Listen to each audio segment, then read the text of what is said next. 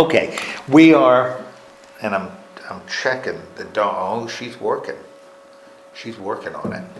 Yeah. Well, she's worked way down from here. Yeah. Every now and then I just want to check on her to see, but she's okay. She's doing it. All right. We're in the Book of Acts, and we've entered a new phase, and we entered it last week. If you look at Acts, you can kind of divide it into sections. And the first section, and in a way, it's kind of based on the command Jesus gave the apostles, the 11, when he was there after the resurrection, when he gave them their commission, right in the first chapter. And do you remember what Jesus told the 11 that they were supposed to do? He was with them 40 days. 40 days. And as Luke writes it, he only gives one command. He only says one thing that Jesus told him to do, which tells us that that's what Luke considered really important. I mean, 40 days, I'm assuming he had more than a 15-second conversation. Do you remember what Luke says as he's shaping Acts? Do you remember what he said? The disciple. Okay, he said to the 11. Yeah. You got to go out. Right? Because they said, they were asking, and Jesus says, don't worry about that. What I want you to do is I want you to go out. And this going out, he was very specific in where he told them to go. And that really provided the structure for the book of Acts. Do you remember where he told them to go? To the ends of the earth. Okay. Yeah. That was the third. He had three areas, Jerusalem. right? Ends of the earth is the third one. Do you remember the first one? Jerusalem. He said Jerusalem, and then the second is Judea and Samaria, and the ends of the earth. And that becomes sort of the structure in the the book of Acts. So we have the first section dealing with Jerusalem, including Pentecost, when the Spirit comes on them in Pentecost. And the word starts to be proclaimed in the book in Jerusalem. And each of these sections has a principal conveyor, someone who is doing the work, a figure who becomes central. When the gospel is spreading in Jerusalem, who was the person? Do you remember the person who was most involved in doing that first phase? Paul. Wasn't Paul, it was Peter. Peter was and John to a lesser extent, but it was Peter. And Peter was the one doing the stuff in Jerusalem. And he was sharing, and we got a lot of that. And we have some others involved, John's involved in, but it's principally Peter doing it. And so we get the gospel, and as the word is shared in Jerusalem, is it successful? Is it successfully being shared? Yes. It is. And that's one of the interesting things when you look at Acts and compare it to what Paul wrote in his letters. It seems as though in Acts, it's always successful. Although they hit speed bumps, they always overcome them. And thousands of people convert.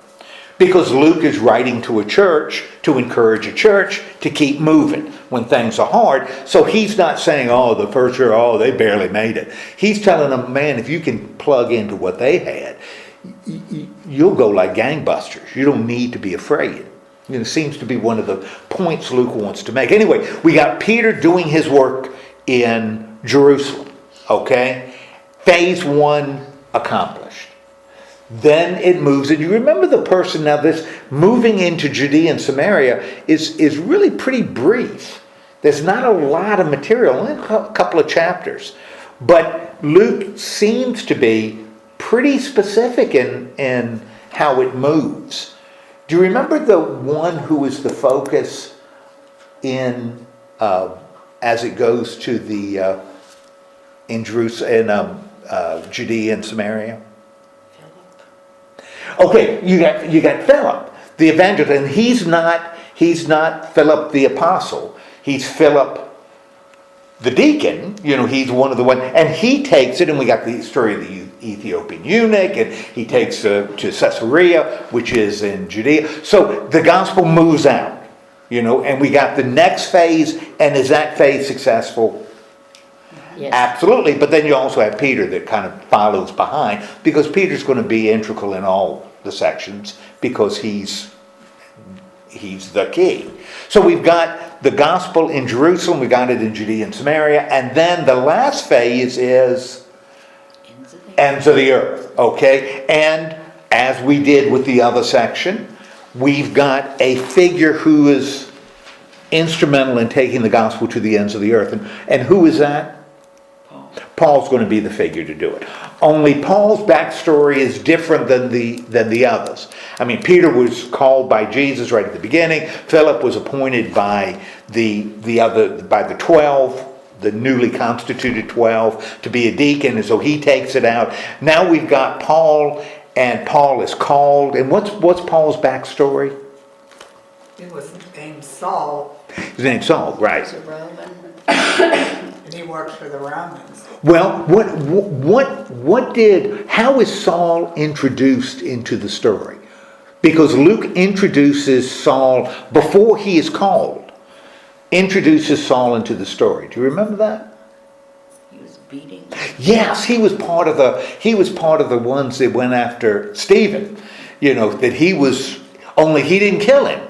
He wasn't one throwing the stones. He was holding the coats as they stoned Stephen. So Saul is introduced into the story, and then his role becomes more. He becomes like a persecutor of the church, and seems to be working for the leaders in Jerusalem, to get Christians. Now, talking about the leaders in Jerusalem, we know right from the beginning their motivation, right?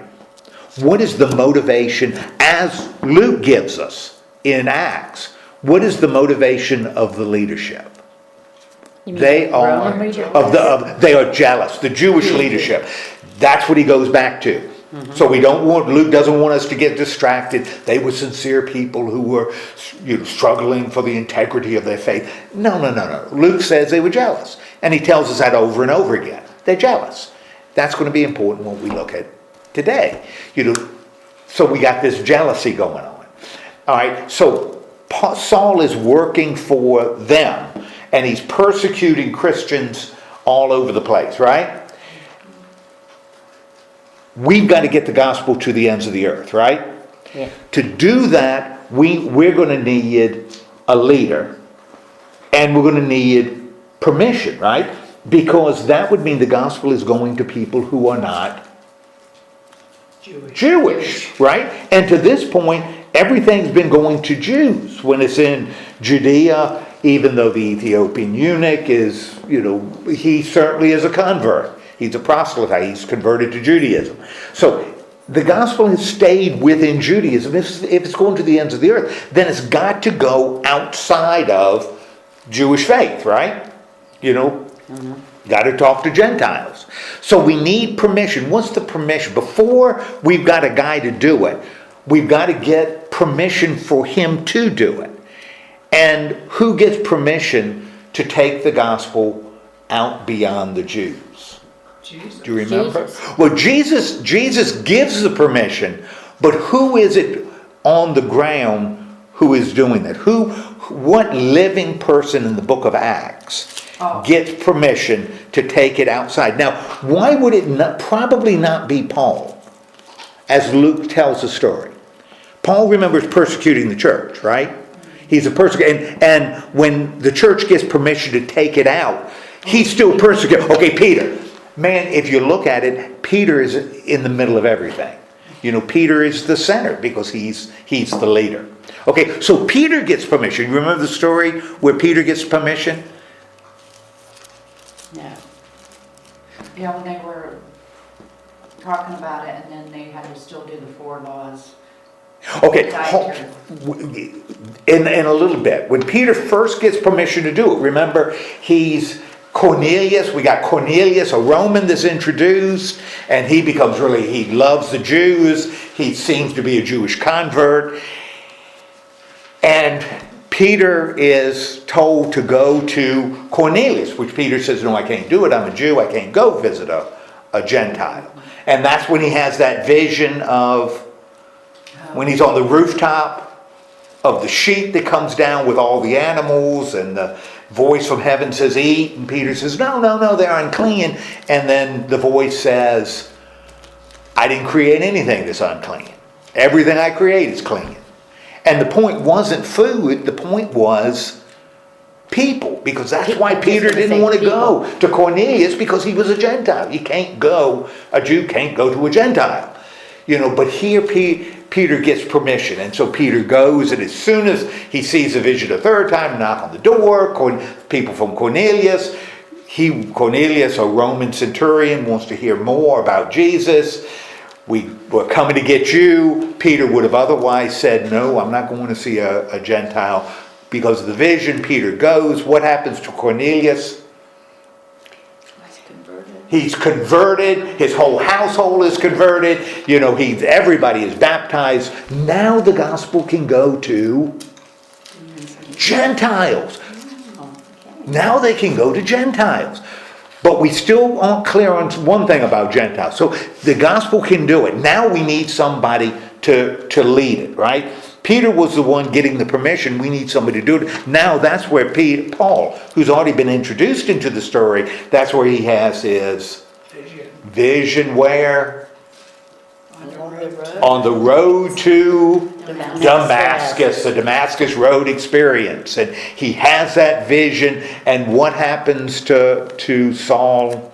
He becomes Paul. He becomes Paul, becomes a Christian, has his conversion. And we know he's going to be this part of the story. He's going to take the gospel to the ends of the earth, which will involve Gentiles. So we've already got that, right? And since that occurred, now we still have a problem. We know that the gospel can go to Gentiles. But the question is, should a Gentile, after he becomes a Christian, become circumcised? Should he become a Jew? Do Christians need it as part of conversion? We know the gospel can go to Gentiles. Doesn't have to go to just circumcised people. It's not just for the Jews. The question becomes, if you become a Christian, do you have to then become a Jew? Do you have to follow Jewish law? Do men have to be circumcised? Which is law number 1, right? Big conference, big debate.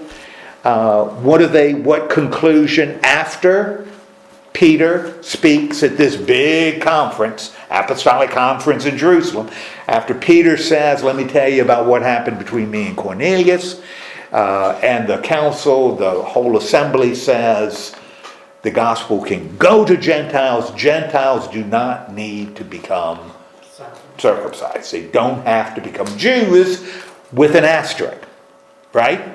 And what's the asterisk? Food. One having to do with general sin, sexual sin primarily, and then 3 about diet. You got to follow these three dietary laws and keep yourself relatively pure, and you'll be okay. So there's a little asterisk there, an asterisk that when you read Paul's writing he doesn't have, but it certainly is in Acts. So now the gospel can go to the ends of the earth, and what does Paul do? He does it, right? Oh, yeah. Yeah, he takes it all the way through Asia Minor and then goes where? Rome. Well, not yet, but you're right. He's going to go to Rome soon. He goes to Greece, right? And he goes and goes to Philippi and goes to Thessalonica and goes to Berea and ends up in Athens, which was a really important thing, right? In Athens. What happens to Paul in Athens? What made Athens kind of a unique situation? And remember, as Luke is telling the story, he's not just impartially getting down the facts.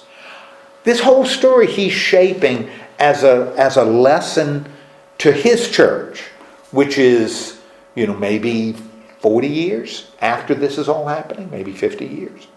All of this is a lesson for them to apply, not just nice to know information. What happens to Paul when he's in Athens? Because he's facing an audience that's not Jewish at all, right? Because he's talking to these Greek philosopher types. And Paul preaches a sermon, but it's different than the other sermons he's preached. Because he doesn't talk about Old Testament, which he's been doing in the synagogues. He starts talking about the God who is greater, which kind of becomes a lesson on maybe how you preach to Gentiles. You Gentiles don't have to become Jews first. They can believe in Jesus, they can believe in God, and be Gentiles. That's a pretty important lesson. It's going to inhibit the spread of the gospel if you got to convert twice. Okay, so Paul does that, gives us a nice illustration on how you can talk to Gentiles. He's doing his stuff. He's going on missionary journeys. He goes on 3 of them, and it's really exciting. And there are thousands of converts, and Paul is incredibly successful, right? And then Paul realizes, and Luke does it, presents it in a very dramatic way, in a pretty dramatic way. What does Paul realize he needs to do? Which really changes sort of the tenor of the story, because it's a lot of places Paul is going and things he's encountering and people to whom he's preaching and opposition he's facing, but he always overcomes the opposition and the success is tremendous. Paul makes a decision again, guided by the Spirit, and what does he say he needs to do? All of a sudden, 2 chapters ago, what does Paul say he needs to do? Well, he needs to go somewhere. And he needs to go to Jerusalem. And as Luke is shaping the story, we the reader are engaged in it. He's just not taking down dictation. He's shaping the story. Paul makes this, Spirit tells him, got to go to Jerusalem, right? Now, early on, we were told he was taking up an offering because there was a famine in Jerusalem, Judea. And so there was an offering to help the Christians there. So he's been collecting this offering that hasn't been talked too much about, but mentioned. And he needs to bring that to Jerusalem. And then he says, after I go to Jerusalem, then I'm planning on going where? To Rome. Boom, we got that introduced into the story. Jerusalem first and then to Rome, right? And we've spent 2 chapters of him going to Jerusalem, right? So he gets this revelation. I got to go to Jerusalem and then I'm going to go to Rome. As he's going to Jerusalem, he's going through churches, right? And what is the reception he's getting in the churches he's visited? We've seen it for 2 chapters, particularly chapter 21. What kind of reception, chapter 20, 21. What kind of reception is he getting in these churches? What are they saying to him? Do you remember what was seen to be a theme in all these, or as Luke is shaping the story, theme in all these visits Paul made? What's the question? As he goes to these churches, and if you look at it, he's going almost backtracking places he's been before. Says he goes through Galatia, goes through Mesopotamia, goes through Achaia, comes back into Syria, going through Syria. It's kind of the same thing as he goes to these different towns. He's not preaching the gospel to new people. Instead, he's visiting old churches that he's already planted. And in these churches that he's already planted as he makes his little journey, the people react each time in a very similar way. When Paul says what he's planning to do, what is their response? When he goes to these churches and says, I'm going to Jerusalem, They say don't go. they say don't go. Over and over and over again. Don't go. You can't go. There's going to be problems in Jerusalem if you go. And remember, he was in that one place in Agabus, who was kind of a prophet. He did something symbolic, tied up his hands, because that was going to happen to him if he goes to Jerusalem. Symbolically that was. And Paul says, I have to go. I got to go. And in each of these places, you've got these farewells. these farewells. Almost like Luke is shaping the story. Because he's shaping this story. We know something dramatic's going to happen in Jerusalem, because every time Paul leaves one of these cities where he's planted a church, the people are saying, don't go. When Paul says, I got to go, the people are sad. Yeah. No, we want you to go away. we don't want you to go away. And they even saying, we're never going to see you again. We are never going to see you again. Yeah. This seems to be coming back. And that Luke can do that because he's telling the story, right? Okay, so he's taken this, even went into Caesarea, which is in Samaria. Goes to Caesarea. It's traveling through Samaria, which is the second phase. Jerusalem, Judea, and Samaria, ends of the earth. As he's going through the ends of the earth, they're all saying, don't go, don't go. As he traces his, don't go, don't go. Then he comes to Samaria. And who does he meet when he's in Caesarea? Not a shock. He meets Philip. And Philip says, Don't go. don't go. Don't go. Do they have like a premonition of him? Well, Or what? remember, this is Luke shaping the story. And we, the reader, are reading this story.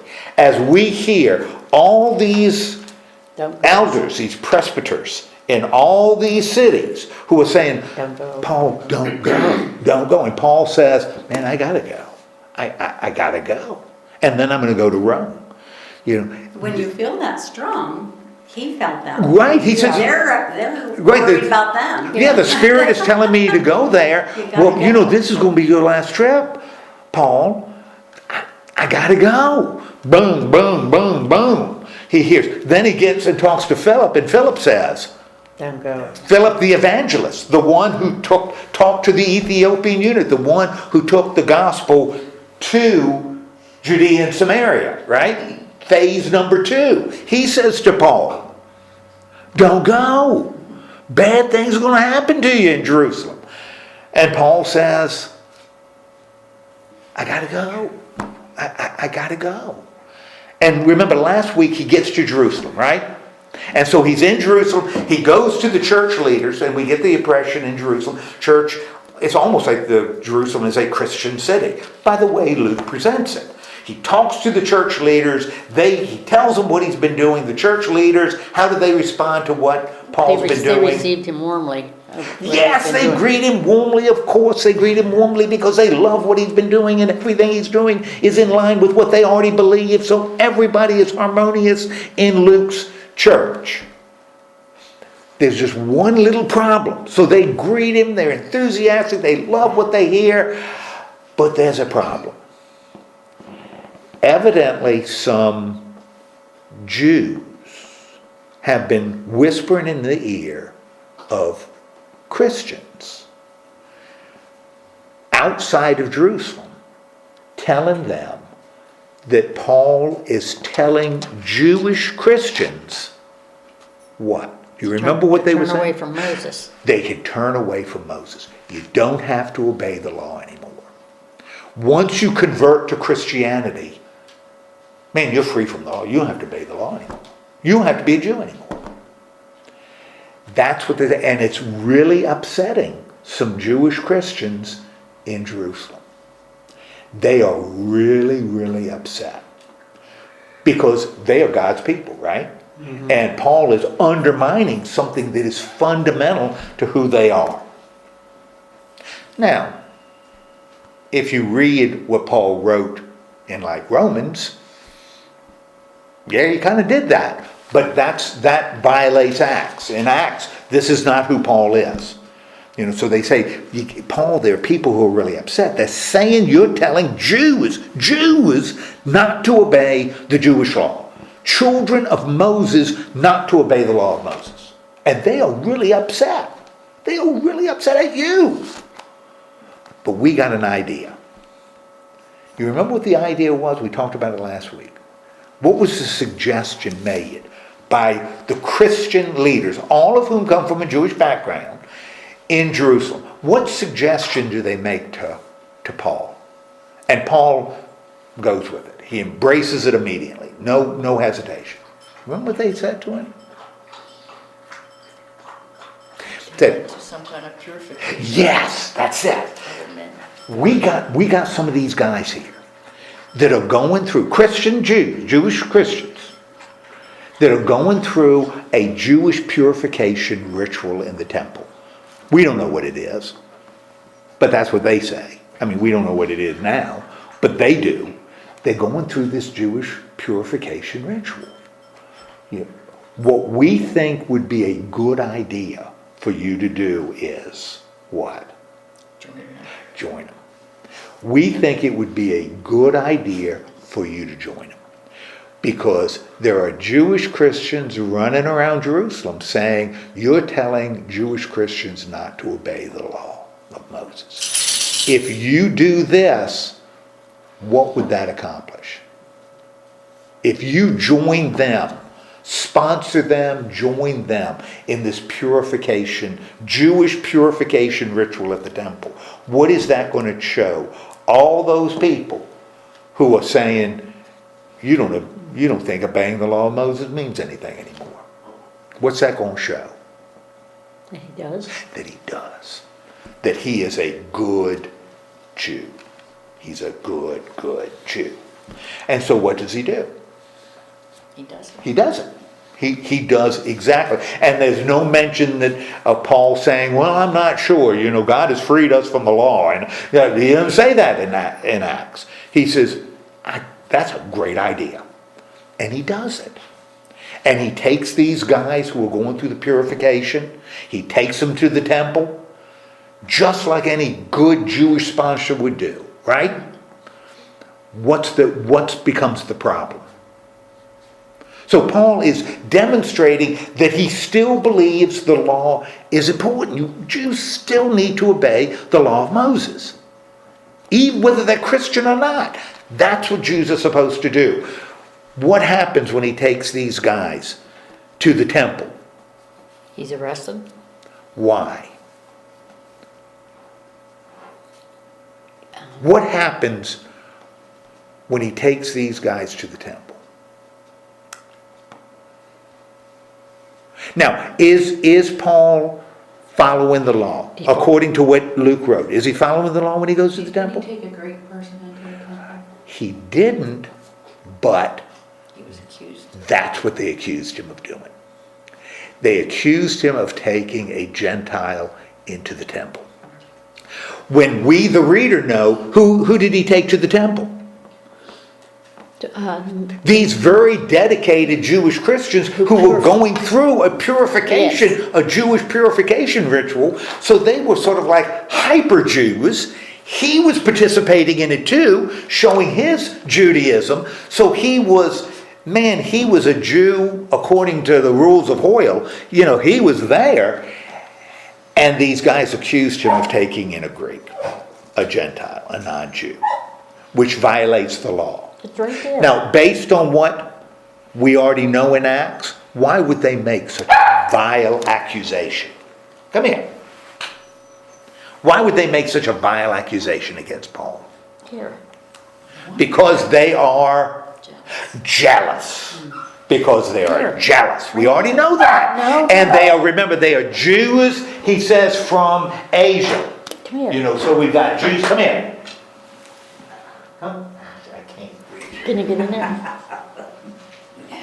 Oh, Coco Chanel. Had Okay. enough, Coco. All right. So what do? But it's not a police force. It's a mob, right? Yeah. Because they fire up this mob. Hey, look at this guy. This guy's taking Gentiles into the temple. Remember, he's the same guy that's been telling Christians, Christian Jews, they don't have to obey the law anymore, the Jewish law anymore. He's better than Moses. He's better than the law. He's anti-Jew, and he's taking Gentiles in the temple, and that's unacceptable. And they get the mob fired up, right? Yep. Paul's in big trouble. Who steps in to save Paul? Romans do, because that's in Acts, in the book of Luke and Acts, that's what the Romans do. They aren't believers, but they're the ones that control the mobs. Romans show justice. in Acts. Romans show justice. They aren't Christian, no question they're not believers. But they'll do things that are fair. They follow the law. They're just. They're not jealous. So the Romans take him, right? Yeah. Almost like protective custody, because the mob is going to tear him up. Yeah, they had him done. It was, Yeah, and the Romans step in to protect him. And Paul says to the Romans at the end of chapter 21, what does he say to the Romans? And by the way, when he talks to the Romans, what language is he using? Aramaic. Well, he talks to Hebrew or Aramaic to the crowds, but when he's talking to the Romans, he's speaking in Greek, which they can understand, and they say, whoa, that's pretty impressive. He's speaking in a language we understand. We thought he'd be speaking in Hebrew, but he's speaking in a language we can understand. And then what does he want to do? Speak to the Let me speak to the crowds. And that's how we ended chapter 21. So chapter 22, what is Paul getting ready to do? What's in front of Paul? a crowd of people. Crowd of people. Happy people? No. Heck no. Hostile people. What do those people want to do? Beat him. Rip them up. Tear them up. Now understand, they've been motivated by these Jews from Asia that are motivated by jealousy. So these Jews from jealousy, motivated by jealousy, motivate this crowd by telling lies about Paul, because Paul is not preaching violating the Jewish law. Paul is not preaching. He didn't bring Gentiles into the temple. He didn't do any of that. So Paul is about to speak to this hostile crowd. And what does he say in verse 1? He is a Jew. He says, I am a Jew. Jew. I'm going to give you a defense. And as he's speaking to them, what language does he use? Aramaic. He uses Aramaic or Hebrew. He uses the language of the people, which is different than the language he had used when he was talking to the Romans. Okay. So he's speaking to them in their language. Now, I think that's really important. That as he's telling them the gospel, this is, I think, something sometimes Christians forget. You know, that when we are talking to people, we need to be sensitive to their language. And that doesn't just mean in Spanish, French, English, Chinese. We got to be sensitive to how they communicate. We can't expect them to sort of enter our world and think like we think. We may have to enter their world and proclaim the gospel in a way that they can understand, rather than requiring them to understand our thought process before we can speak to them. Just a thought. But Paul is speaking to them in their language, and what does he establish right up front? And they're amazed that he's speaking in Hebrew. And they get real quiet. Now, good night. They're getting quiet. What do we expect him to do? He's speaking in front of a big crowd that's now gotten quiet. What is Paul about to do? Tell them that give a sermon. He's going to give a sermon. Yeah. Jeez Louise, that's what you do. You give a sermon. And right at the beginning, what does he establish before he says anything else? I am a Jew. I am a Jew. Now, that's kind of important, because what tense is that? Present tense. It's present tense, which means Paul is saying what? I am a Jew, not I was a Jew. I am a Jew. And that means he's still a Jew. That becomes kind of important, because he's speaking to whom? The crowd. And the crowd is made up of Jews. He's talking to a Jewish crowd. Now, we're going to, a little bit later, think about what he said when he was in Athens, speaking to a non-Jewish crowd, a Gentile crowd, because his approach was a little different. But he's speaking to a Jewish crowd. I am a Jew. I am one of you. And where was he born? In Tarsus. He was born in Tarsus, which must mean, if he uses that, must mean there are a lot of Jews in Tarsus, because it's connected in what he's saying to I am a Jew from Tarsus. You know how many Jews there are in Tarsus. Now, but he pushes it even further. He says he was brought up in this city. He was, right.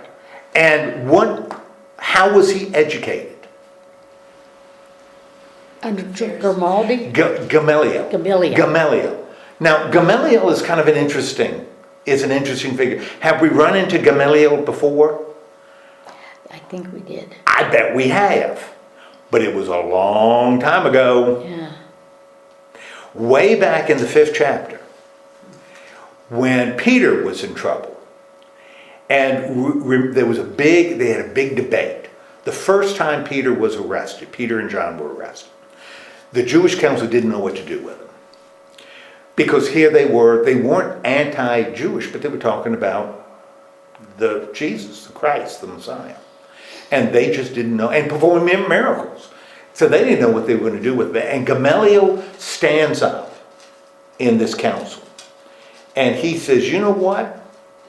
These guys are preaching. They're not like other folks. They're not supporting other revolutionary people, who caused a lot of trouble with trying to overturn the government, because that's not who Jesus was. Maybe we should let them speak, because if what they say is false, what's going to happen? They'll be arrested. Eventually they'll be arrested, people will know that it's false, and they'll stop paying attention. Once you know a liar is a liar, do you keep on listening to him? Nope. We do. Well, If we don't have to. unless you're really stupid. Iran. We continue.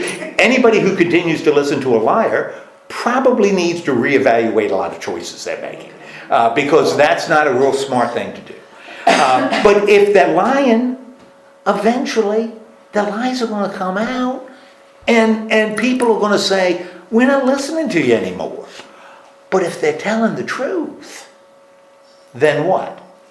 People will follow. Then people are going to follow. And we need to know, if Jesus really is who they say he is, we should know about it. So it's a no-lose situation. If we let them go and they continue to lie, eventually they're going to get caught in their lies. Lives don't live forever. Mm-hmm. But if they're telling the truth, this is good news for everybody. Now, that was Gamaliel.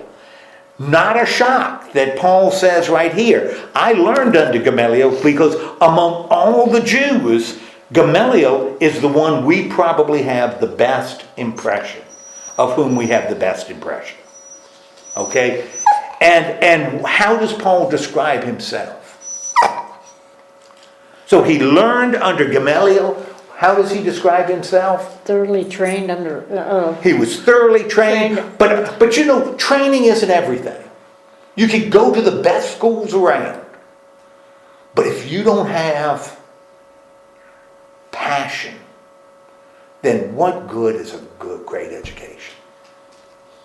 So what does he say? I was trained under Gamaliel, and I have zeal for the Lord. I am zealous for God, right? So not only does he have a good pedigree, but he was fired out for God, right? And he does something really interesting here. He says, I was fired out about God just like You. Man, he's speaking to a crowd. What has he just done? Convinced them he isn't as... And brought them, it's like, people have said I'm good looking, but I'm not nearly as good looking as y'all. People have said I'm smart, but boy, you are really smart. I am zealous for God, just like you. Yeah. What's he paying them? He's paying them a compliment, right? Yes. Why would he pay them a compliment? Show them that he is like this. Yes. And remember, they want to do what to him? Kill him. Kill him. They want to tear him up. And he says, look, I am just as passionate about God as you. Okay? Now, kind of becomes interesting, because we had this great illustration of how to speak to Gentiles when Paul was in Athens. And remember, one of the things we saw when he talked to the people, the philosophers in Athens, Paul never mentioned the God of the Old Testament. He talked about the God of creation. You know, almost like if you're talking to a group of people that don't understand the God of the Old Testament, if you're presenting Jesus Christ to them, what? Maybe you don't want to mention the God of the Old Testament because it doesn't mean anything to them. Maybe you need to talk in their language. Maybe you need to use ideas that they understand. You know, maybe you need to talk to them rather than to try to lift them to a place where they can understand what you're saying. But here he's talking to Jews, right? Mm-hmm. So he's not doing that. You know, he's not doing that. He's identifying with the Jews in a very close and personal way. Maybe this is a sample sermon for how you can talk to Jews. Something that may be important in Luke's church. Now, what did Paul's zeal, according to his own words, what did it lead him to do? Because he was so passionate about God. He was well trained. He knew what he was doing and he was passionate about God. What did that lead him to do? He persecuted the way to their death, arresting both men and women. He persecuted the way. And the way is... Who's he talking about when he says, I persecuted the way? Who are the way? We are. We are Christians. He persecuted Christians. But it's kind of interesting when he says that. Did he kill them? No, he didn't. No. He persecuted them to the point of death. You know, he threw them in prison, but he didn't kill them. Remember we talked about that way back, in the 7th chapter when we were looking at Stephen, that Paul held the coats as they stoned Stephen, but he didn't throw stones. He didn't help him put the rock on Stephen. So Paul is not a murderer, but he certainly was a persecutor. And if you want any proof that he was a persecutor of Christians, who should you ask? Who should the mob ask if they want proof that Paul was actually against Christians? Who should they talk to? Who would have credibility with this Jewish mob? Romans. Would the Romans have credibility with the Jewish mob? Maybe not. Well, Peter. Well, this is a Jewish mob, right? Yeah. Who is angry because Paul is a Christian. Talking to Peter, a Christian Jew, would that influence the mob? Who would, if you wanted to find out if Paul was a persecutor of Christians? Oh, the Pharisees. Why don't we talk to some Pharisees or some chief priests? You know, if the chief priest says, yeah, he worked for us, man, that shows that he was a persecutor, right? They would have credibility with this Jewish mob. You see, what does Paul establish about himself? He is a Jew. And not only a Jew, but a passionate Jew who persecuted Christians. He wasn't even like the leaders who were jealous of Christians. He did it because he was devoted to God. What does he introduce in verse 5? What happens to him in verse 5? So this is who Paul was, a passionate Jew persecuting Christians because he loves God so incredibly much. He obtained letters from letters, brothers right? in Damascus. And he's going to Damascus, right? Mm-hmm. And what are those letters going to do? It's supposed to be able to bring the prisoners. Okay, going to arrest them and bring them back to those chief priests that just told you that I was working for them. Yeah. You know, this is what I was to do. And what happened on the way to Damascus, as Paul tells this story and Luke records it, what happens to him? Like a bright light flashed around him. And he fell to the ground and heard a voice say, Saul, Saul, why do you persecute me? And who is the me? God. Jesus. Because the voice says, Paul Saul says, "Who are you?" And the voice says, I am Jesus of Nazareth. "I am Jesus of Nazareth." Okay, what is Paul describing here? Damascus Road experience, right? Passionate Jew, all of a sudden on the Damascus Road, encounters the risen Christ. What happens to the companions? They saw the light, but they didn't hear anything. They see the light, but they don't hear anything. Why is it really important that he says, the people who were with me saw the light, but they didn't hear the voice? They would think he was crazy. Well, what if they didn't see, if this happened and nobody else saw the light? What could you assume about Saul? He's crazy. He's crazy. He's crazy. No proof that he had it. He's just claiming to have this vision. He's either crazy or making it up. Right? But the people who were with him, what? They saw the light. They saw the They saw the light. light. And they can't deny they saw the light. Why wouldn't they be able to hear the voice? Because God didn't intend them to hear it. Yeah, what is God doing with Paul? Converting him. He's converting him. He's converting him and calling him. And that didn't involve his companions. Yeah. It involved who? Paul. So what's done here is the experience has credibility because there are witnesses. The call was personal. The voice wasn't calling everybody who was with Paul. The voice was directed to Paul. Okay? And what happens after? He was blinded by the light. Okay, he's blind. Yeah, that's right. Blinded by the light, literally. Okay, yes, that brings back memories.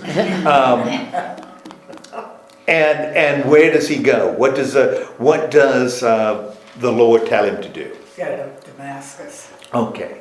Now we've already heard this before, right? We heard it way back in chapter 9. This same story, and I'll tell you, this story that Paul tells here is almost identical to what happened here, even the conversation.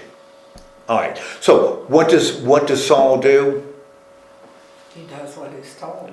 Okay, he does, but he's blind, so he has to be Dependent on something. he has to be led to Damascus, right?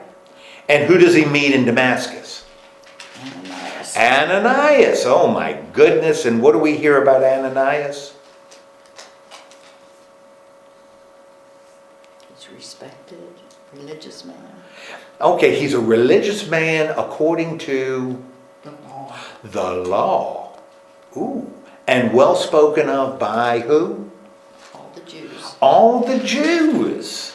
Now that's really interesting as a way to describe Ananias. Because what is not mentioned about Ananias? Now understand, Paul is saying this to a crowd of Jews, right? And maybe Luke is using this just like he used Paul talking to the crowd in Athens as a sample of the kind of sermon that could be preached to Jews. Just like the Athenian sermon was one that you could preach to Gentiles who aren't Jews. What is it mentioned about Ananias that was mentioned way back earlier in the story? It never says Ananias was a Jews. Christian, Oh, was a disciple. Earlier, that's how he's described. Ananias is described as a disciple. Instead, here, he's described as what? A man who is devout according to the law and is well respected by Christians? by Jews. By Jews. So Ananias is presented, doesn't even mention that he's a Christian. He's presented as a dedicated Jew. Not an accident that Paul is speaking to who? Who's his audience? The crowds. The crowd, and the crowd is Jewish. He's speaking to a Jewish crowd. So he's emphasizing Ananias' Jewishness. And what does Ananias say?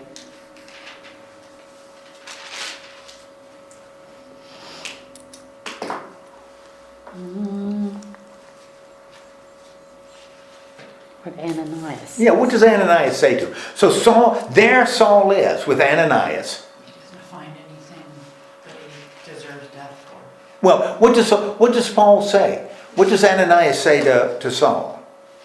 See you again. Regain your sight, right? Now, remember when we talked about it before, it becomes kind of symbolic, that in actuality, Saul was blind before. The difference is he was blind when he was persecuting Christians because he couldn't see the truth. When he encounters Jesus, he becomes Blind again. physically blind. Yes. His blindness is obvious. Now that he's with Ananias, he can see. Because now Saul can understand what he couldn't understand before.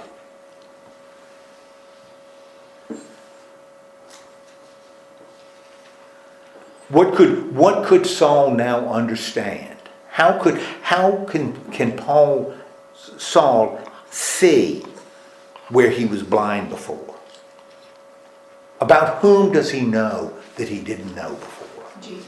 He now knows about Jesus, the righteous one of God. And what does Ananias say? You got to do what? Obey the Lord. What's that? Be a witness. You got to be a witness. Yeah, he's getting a commission here, right? And you got to be baptized. It's really interesting when Ananias is talking to Saul, whose name is never mentioned? Whose name is never mentioned? Jesus. Jesus' name is never mentioned. But the righteous one of God is. And Jesus mentioned his name when he encountered Saul on the Damascus road. Remember, Saul is talking to Jews. He's not talking to Gentiles. He's talking to Jews. And this is consistent with what Jews would expect to hear. After that, what does Paul do? Because Saul is a Jew. What does he do? As a Jew who encounters Jesus and then is baptized by Ananias in Damascus, of course, as a good Jew, what does Saul immediately do? Right. He starts praying, right? In Damascus. Does he start praying in Damascus?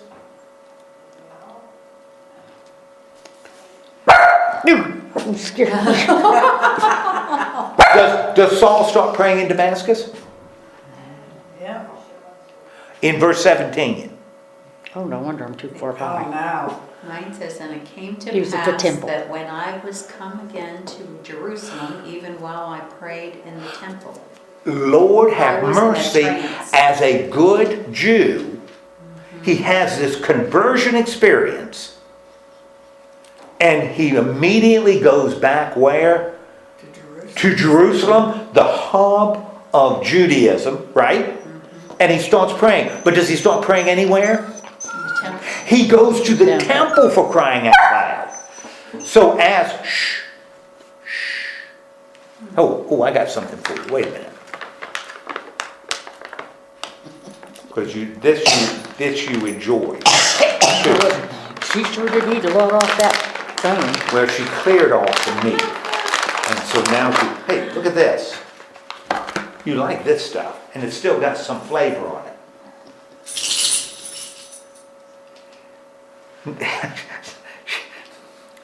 You don't know what I she's have fickle. no idea. I know, have I tried to absolutely figure my no dog idea. out too. I don't know. I don't know. Little people one. Now she's getting a drink of water. Okay, so Paul is, right, preaching to him, right? And he goes to the temple for crying out loud in Jerusalem to pray. Remember, he's talking to a Jewish audience. What happens while he's praying? He had a vision. He goes into a trance, has a vision. Now, we've seen visions before in Acts. That seems to be the way God speaks to people, through visions. And who does he see in his vision? The Lord. Okay, he sees the Lord. And what does the Lord tell him to do? Leave Jerusalem. You got to leave Jerusalem. Why? People won't accept what you're telling them. Okay. And how does Paul respond to this voice?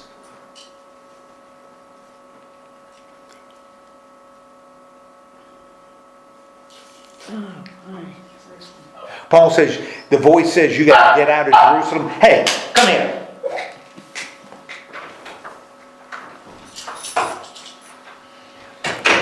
What does the voice tell him he's going to be doing?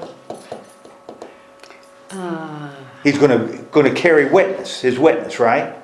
And what does Paul or Saul respond to that voice? What is his background? As he's in this trance and Jesus says, you got to get out of Jerusalem because they're not going to accept your testimony about me. And Saul says to Jesus what? Lord, they know that in every synagogue I am imprisoned and beat those who believe on you. In other words, what is Saul saying to Jesus? Jesus says, you got to get out of Jerusalem. You got to be my witness. And Saul says to Jesus in this vision, But I should be able to be your witness here in Jerusalem. that would make sense if he said that. But that's not what he says. Notice he says, everybody, every Jew in every synagogue knows what about me? That he was a murderer. That I'm a persecutor of Christians. Every Jew knows that about me. Can I go into synagogues and preach when they know what I did? Blood may not be on my hands, but it's pretty darn close. Because I was there when they killed Stephen. I didn't put the stone on him, but I was there. And they know that about me. Am I going to be very effective in sharing about Jesus to people who know that about me? No. Jesus told him to No. go far into the Gentiles. The voice says to him, go, I'm going to send you not to the Jews who know so much about you, but I'm sending you to who? The Gentiles. To the Gentiles. What has Jesus done for Saul right here? Saved him. Well, saved him, called him, right? As Paul, now remember, Paul is telling this story to the crowd, right? He's preaching this to the crowd who want to kill him. And he's established he's a good Jew, right? Man, I got good Jewish training. I was passionate about God. This is an experience I had. I didn't choose to have it. It happened. And all these other things happened to me. And even when Ananias was telling me, he didn't talk about Jesus as strange person. He talked about the righteous one of God. You know, and after I had that experience, I went back to Jewish headquarters. I went back to the temple, for crying out loud. And I had this vision of Jesus in the temple while I was praying. And even in this vision, when I was called to take the gospel out, I told Jesus, I can't do it. They know too much about me. They know how horrible I was to Christians. I can't be a Christian witness. And what does Jesus say to him? You're going to be my witness where? With the Gentiles. With the Gentiles. Now understand, as we look at the story that's already happened, Paul, every time Paul goes to a place, he goes, where's the first place he goes when he goes to a city? Even a Greek city. Synagogue. So he's been in synagogues the whole time. But this is sort of like a sample sermon. If a Christian is going to talk to a Jew to convert him, this is how you do it. This is how you don't tell him how different you are. You tell him how different he can be, or what God has done for you within the Jewish faith. Now, as soon as he says, go to the Gentiles, right? How does the story shift in verse 22? They started saying, kill him, and Now they're mad. yeah, rid the earth. Now the crowd's listened to everything else, including the name of Jesus mentioned. But as soon as he drops the word what? Gentile, what happens? They get in an uproar again. They get in an uproar. Now, it's really interesting. If this can be compared to what Paul did in Athens, and I think it can be, do you remember the response of the Athenians when he told them about the God, the creator God that they already worship? They just don't understand his name. They just don't know his name. And this creator God is the one who sent Jesus. You remember how the Athenians responded when he was in Athens? These good Gentile Greek philosophers, how they responded? Did they yell, kill him, get him out? They accepted him. Yeah, they said, can you stay a little longer? Because we'd like to hear more about what you had to say. That's what they say. The response of this Jewish crowd is, Kill him. we got to get rid of him. We got to get rid of him. We got to kill him. They want to kill him. Okay. Now, what do? What does this crowd start doing? Shows the crowds haven't changed all that much. What do they start doing? Shouting and throwing. They on start their clothes. shouting and they rip their clothes and they throw dirt in the air. This Jewish mob is now out of control. It's really an interesting contrast between how the Jews responded to Paul and how the Gentiles responded. Because the Gentiles wanted to hear more. The Jews Yeah. want him to shut up. Want him to shut up. Paul is in big trouble. Man, I'm going to tell you, ladies, if you're ever in a crowd and people start ripping their clothes and shouting and throwing dirt in the air, what should you do? Get out of there. Get out of there. You better get out fast. Because what are they going to be doing? Attacking him. They're going to be doing bad things. They're going to be attacking him. So Paul right here is in what? Big trouble. Yep. He's in big trouble. I don't know how he's going to get out of this. He's by himself, surrounded by a mob of Jews that are throwing, yelling and screaming and ripping their clothes and throwing dirt in the air, and they're really foaming at the mouth. How can Paul possibly be saved? Romans. The Romans. It's not God sending an angel down. It's the Romans. Because see, for Luke's church, the Romans are your friends. They're not your brothers, but they're your friends. Don't antagonize the Romans. They'll protect you if you need protection. And that's what they do here. Now, they grab him. What do they decide they're going to do with Paul, Flog. the Roman? They're going to flog him. Now, why are they going to flog him? Because they're not flogging him to punish him. You know, when they flogged Jesus, it was to punish him. But they're not flogging him to punish. Why are they going to flog him? To get him to confess. Yeah, he must have said something. Now, why would they assume that he must have said something bad to fire up the crowd? Why would those Romans assume, man, it's got to be his fault? Because they've heard him know he was preaching around. In what language was he speaking to the crowds? Hebrew. He was speaking in Hebrew. And do the Romans know Hebrew? Yeah. Remember when Paul was talking to the Romans, what language did he use? Greek. He used Greek. They can understand Greek, but they can't understand Hebrew. And you got Paul talking to this crowd, and all of a sudden he hits this Hebrew word, and the crowd goes nuts. And the Romans got no clue, so they assume what? He must have said something. He must have said something that fired up the crowd. Now that makes sense. It's not punitive. It's not like the Romans heard him talk about Jesus and they had to, flog him. They don't know what's going on. All they know is he's speaking in this foreign language and they're listening. He hits a sentence and they go nuts. And they're throwing stuff in the air and they want to tear him up, right? Mm-hmm. So they're going to get the truth out of it, right? Yep.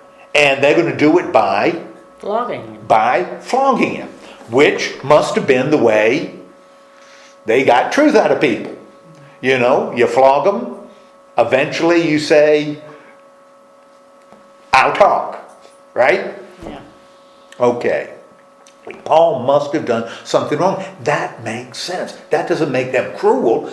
It means they want to find out what the truth is. Okay? And what does Paul say? He asked the Roman a question. I love it. Is I it love it. legal for you to flog a Roman You citizen know, you got him. I think this is a great scene. who hasn't even been They're found pulling him guilty? away. They're pulling him away, and they're going to flog him to get the truth because he must have said something wrong, and we know he didn't say anything wrong because we just heard it, right? Yeah. They're dragging him away, and you can hear Paul say what? Oh, excuse me. By the way, just for information. On the Roman. Yeah, are you allowed to do that to a Roman citizen? And as soon as he mentioned, now that's something the Roman guards understood, right? Yeah. So he must not have said it in Hebrew, Said it in Greek. must have said it in Greek, because the centurion heard it. And what does the centurion, the guy who's in charge of 100, that's why he's called a centurion, what does he, as soon as Paul dropped that word citizen, Roman citizen, and the tribute, the centurion heard it, what does he immediately do? Then let him go. He goes talk to his boss. He says, as they're pulling him away, oh, by the way, is it okay for you to do this to a Roman citizen? Guys, let's put a pause on this. You just hold him here. And he goes and talks to his boss, Yeah, the tribune, and he says to the tribune, this guy says he's a Roman citizen. And what does the tribune do? Took him before the Sanhedrin. Took him before the Paul, Sanhedrin. come, I need to talk to you. Before we start whipping you, Oh, yeah. we got to have a conversation. Is the Tribune a group of people or is it one person? One person. Oh, I thought One it was a person. group. Commander. He's tribune is the one person who's sort of in charge, not the governor, but kind of represents the governor. Yeah, he went you to know. him. Yeah, but he's above the centurion. And so the tribune says, we got to stop this right now because some heads are going to roll and it's not going to be Paul's. If I let you beat him, they're going to come after me. So he says, Paul, can we have a little conversation, right? And what does Paul say to him? He says, Paul, are you a Roman citizen? Yes, And I am. Paul says, Yes, I am. and the tribune responds by saying, Then He was won by paying money. yeah, I had to pay a lot of money to be a Roman citizen. How much did it cost you? he said he was born. And Paul says, By birth. I was born. I was born a Roman citizen. I think maybe that was a way of testing him to see if he was just saying that. Because if he would give a different amount or something like that, he would have been like, yeah, no, you're not really a Roman citizen, you're lying. Yeah, what's the point? What point does the tribune get when Paul says that? What point does how does he respond to Paul saying, I was born a citizen? And then you really are a citizen and we need to, Whoa, yeah. They were frightened. whoa. You don't manhandle Roman citizens. You gotta treat him with some respect, right? Yes. Okay. And so what ends up happening? Because we still have an issue, right? Paul did, or the Romans assume he did something Yeah. that really ticked off this Jewish mob, right? Yes. And they, because they're for justice and they want to know the truth, they need to know what it is he did. They just can't beat the information out of it, right? So how are they going to get the information they need about why Paul upsets these Jews so much? How will the Romans, because they're seeking information, if they can't beat it out of Paul, what's their next option on getting information on why he ticks the Jews off so much?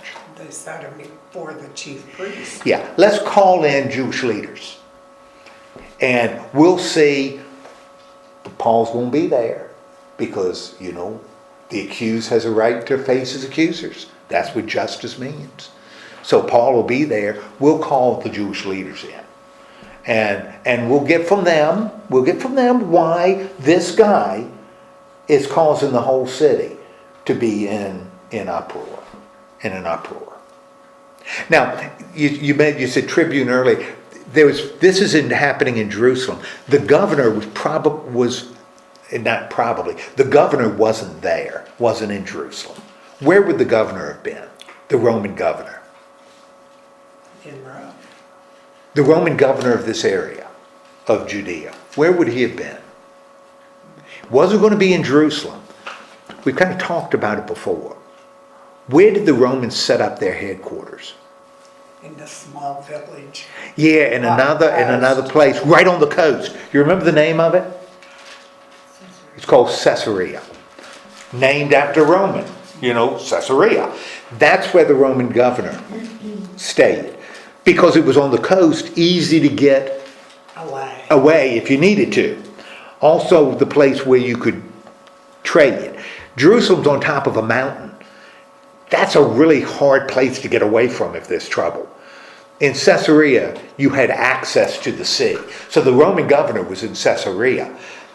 He had a tribune, sort of his representative, a lieutenant in Jerusalem, and 100 soldiers just to keep the peace, because the Jews were always causing trouble. So they were just there to keep the peace. And so, but the tribune is going to call the Jewish leadership together to find out why Paul ticks them off so much. Now we already know, don't we? Why does Paul tick off the Jewish leadership so much? Jealous. Because they're jealous. We know that because Luke's already told us that over and over again. They're jealous. So anything they say is Not true. not true. Not true. Okay, so now we got Paul giving his sort of a testimony to Jews. Maybe an example, a good example. If you're talking to people, you need to talk in their language. You need to use images that are important to them. Maybe not as important to you, but important to them. Maybe that's something we see just like Paul did in Athens. Okay, next time we're going to look at, so this thing in Jerusalem is rolling. So the next step is going to be Paul in front of the Jewish leaders, Paul in front of the Sanhedrin, this council of leaders that the Romans were happy to let run the city as long as they didn't cause trouble and paid their taxes. The Romans were fine with them running things. They're going to find out why they are so angry at this Roman citizen, what he's done to upset them so badly. Which will be more about the Gospels. This, right now, it doesn't look good for Paul, right? In Rome, in Jerusalem. Looks like there's some real problems. And remember, where does Paul have to end up going? For the gospel to reach the ends of the earth? He's got to get to Rome. And it doesn't look good now that he's ever going to make it. Yeah. All right.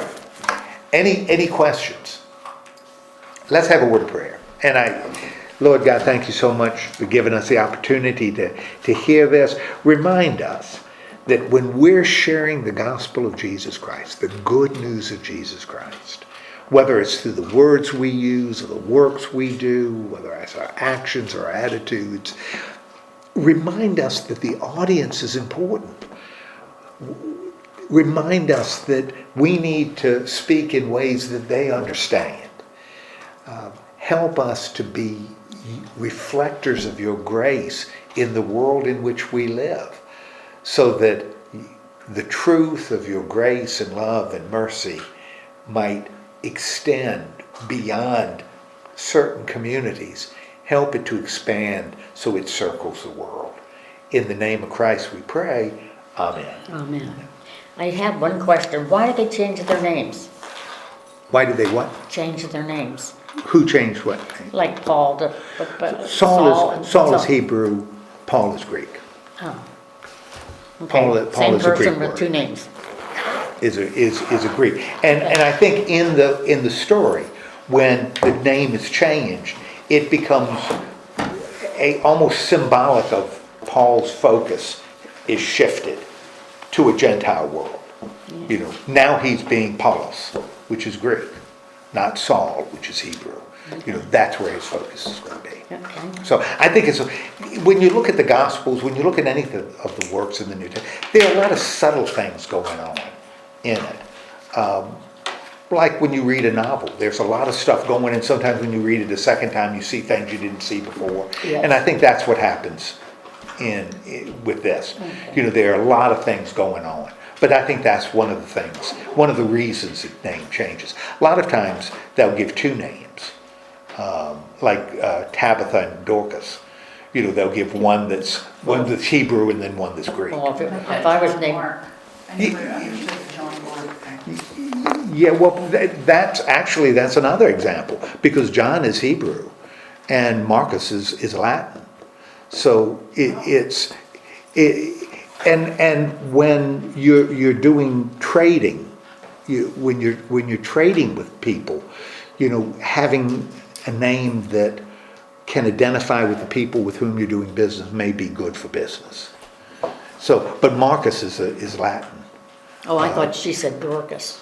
Oh no, I said Dorcas and Tabitha. If I was And named Dorcas, I'd want Yeah. mine changed. Well, Dorcas, yeah. Well, Tabitha's pretty. Tabitha's I pretty. gave it Dorcas. You wouldn't want to be named Dorcas? No, because people call people dorks and stuff all the time.